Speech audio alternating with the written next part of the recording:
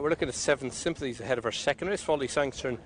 Kevin Stott was a lot different ground today. It was Foss last heavy first time out. It was, yeah. It was testing ground, wasn't it? And you know, that is a track where it gets very extreme, and possibly just didn't handle it as testing as it was. I think ultimately going to want 7 furlongs, 7 Symphonies in all likelihood, but obviously this is a stiff 6.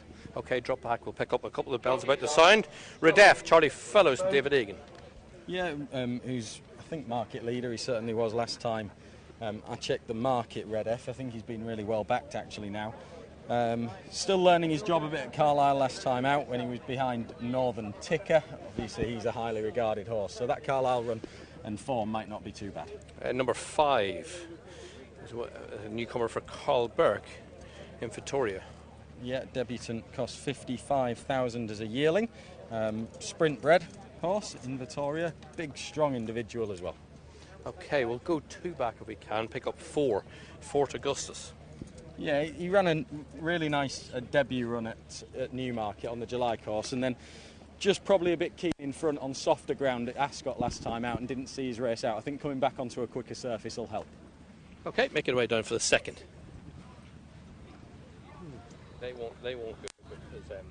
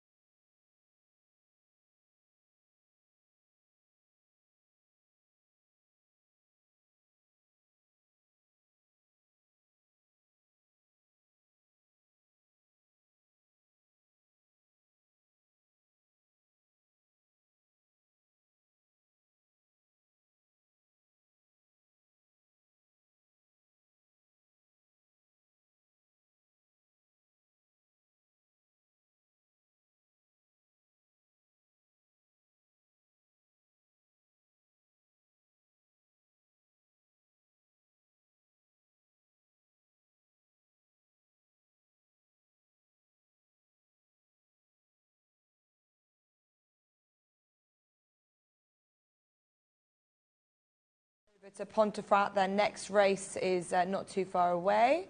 This is the 2:33, the Northern Commercials Iveco Eurocharge E-Range Novice Stakes. 6 furlongs again for 2-year-olds. Rediff for Charlie Fellows is 13-8. We've got 7 Symphonies for Ollie Sangster at 3-1. Fort Augustus for Charlie Hills is 9-2. Counting Cards is 7-1.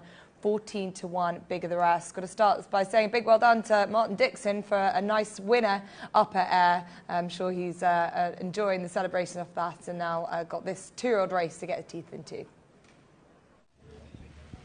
He's happy, Jess, but professional. Looked him in the paddock.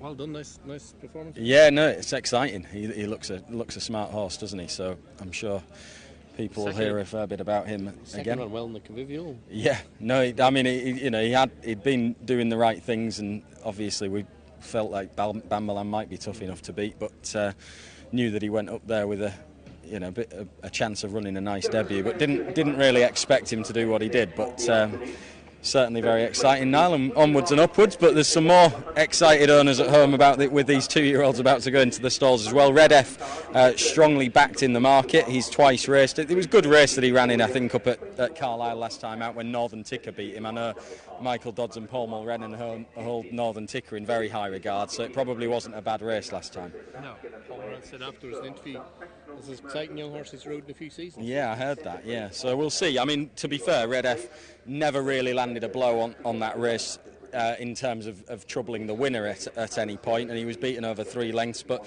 he's made a nice start to his career with his two performances so far. Thought Fort Augustus, the draw isn't ideal out in stall 8, but I really liked his debut run on the July course. I thought that was really promising.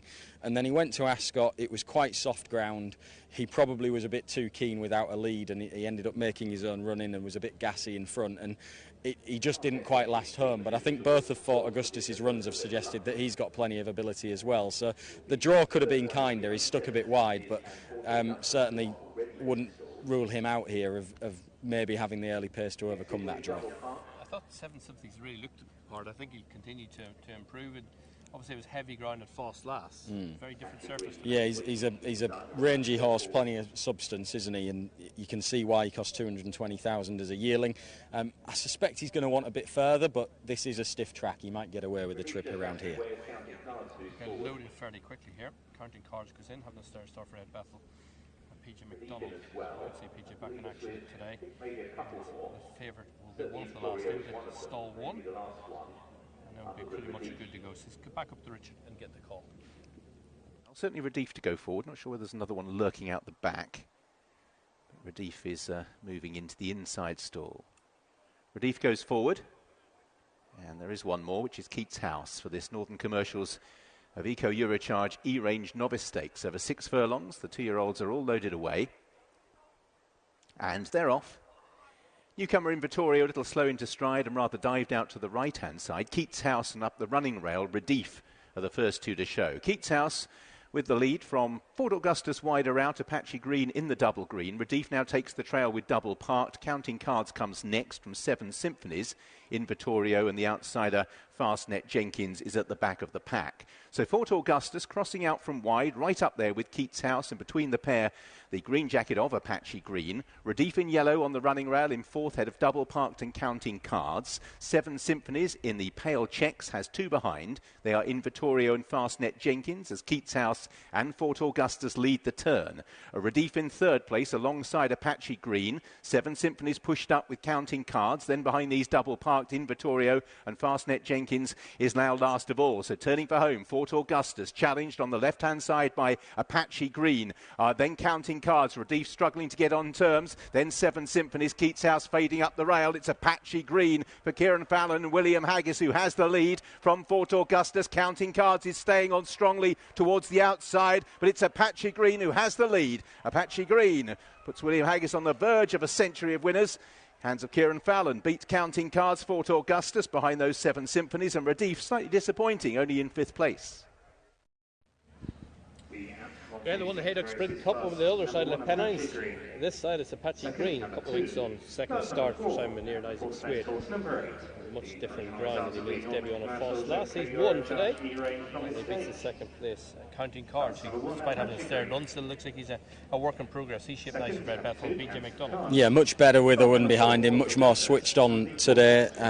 Had obviously learnt a lot from Fosslas, and I think definitely happier on this ground than he was on very deep ground at Fosslas. He's handled it well and shown a good attitude. Counting Cards staying on into second. Looks like already he might want 7 furlongs and he'll improve again. And Fort Augustus, that draw just didn't help him. He had to use up plenty of gas to get across early. He could never quite get across to the rail either. He's run a nice race as well in third because he's shown plenty of speed, and he's just had to use up a little bit much to get across from that wide draw, and couldn't quite last out, but still a nice run from him. Red after favourite, disappointing. He was disappointing, yeah.